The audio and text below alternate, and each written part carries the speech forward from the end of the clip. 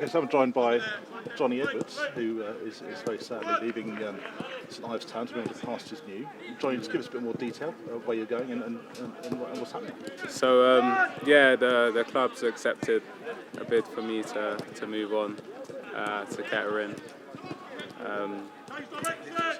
It's been going on for a while now, and I've obviously just tried to get my head down and just continue to do the best I could for St Ives. So it's obviously come to an agreement where both clubs are happy, and sadly, but it's a bittersweet. But yeah, I'll be moving on. And obviously moving to a team that you know well, because you've played them twice already this season, and you must know a lot about them. That must, I guess, excite you, because obviously Kettering this year are a different side altogether, aren't they? Yeah, compared to last season, obviously, when we beat them a couple of times. This season, obviously, Lavs and the club has recruited very well, and that showed in two of their performances against us. Obviously, our football inside that score goals as well, which something excites me. So yeah, like it's a better place than it was last year, and it's just good to be a part of it. So yeah. And joining a team that potentially could be in with the promotion honours as well coming into the season. So again, that must be a big thing that excites you. That's a huge thing. From day one of coming to St Ives, like I've always said to Gaffer, like a lot of why I play football is because I want to challenge, I want to be in and around it, and it's all good like getting top goal scorer like I did last year and for the team, but like when you haven't got maybe a league title or memories of being in a playoff to show for it, it's again a bittersweet. And obviously Kettering, from what I've seen, from talking to them and their aspirations of where they want to be, is something that maybe could give me the chance of going and getting promotion, whether that's through playoffs or winning the league. So that was a massive reason of why I'd be going there. But I just got to thank everyone at St Ives for understanding that, because it can be quite confusing to the outside of the changing room and of the gaffers to understand why I'll be going, but that's a huge reason why. Yeah. And obviously you've been here 2 years, just reflecting on the 2 seasons, or 2 full seasons that you've had with us. What was it, 25 goals I think in your first season? 26. 26, almost, yeah.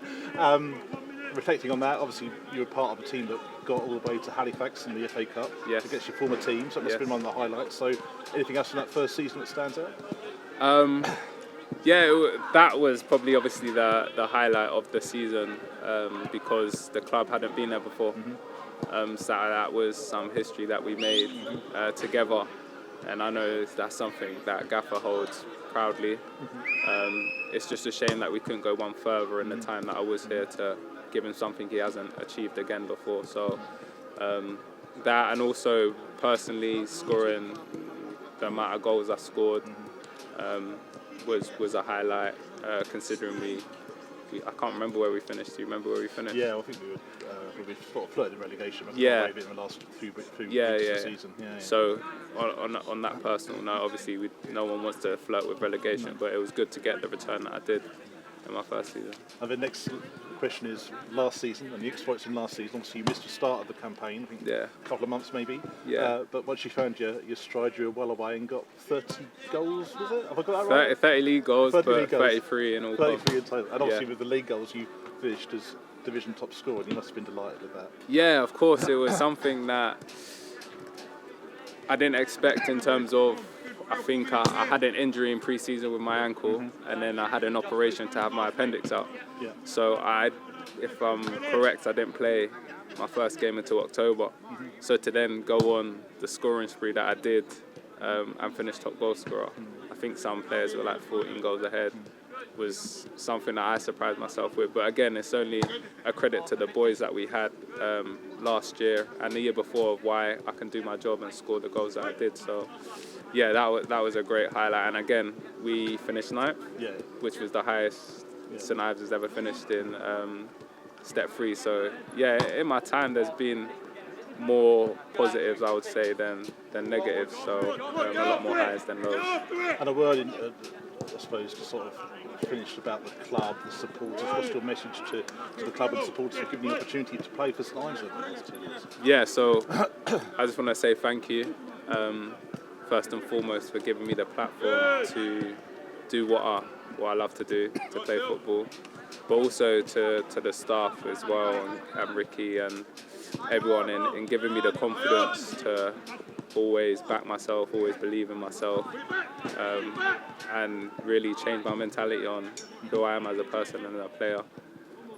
Without them, I wouldn't be standing here with the things. But again, the fans have been always supportive. Travelling down last year, was it, to Needham Market when we got battered 6-1. Still, that's on a Tuesday night as well.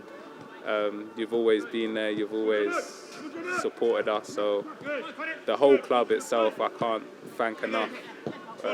Gary, Maureen again as well. There's so many people at this club, and it's a club that will always be in my heart. And a club that I always thank for giving me this time. Well, look, Jonny, me personally, thank you. I know that'll be something that's echoed from the rest of the supporters. You've given us some fantastic highs over the last 2 years, and I know that everybody will join me in saying, well done, thank you, and good luck for the future. Thank you. Cheers. Top man.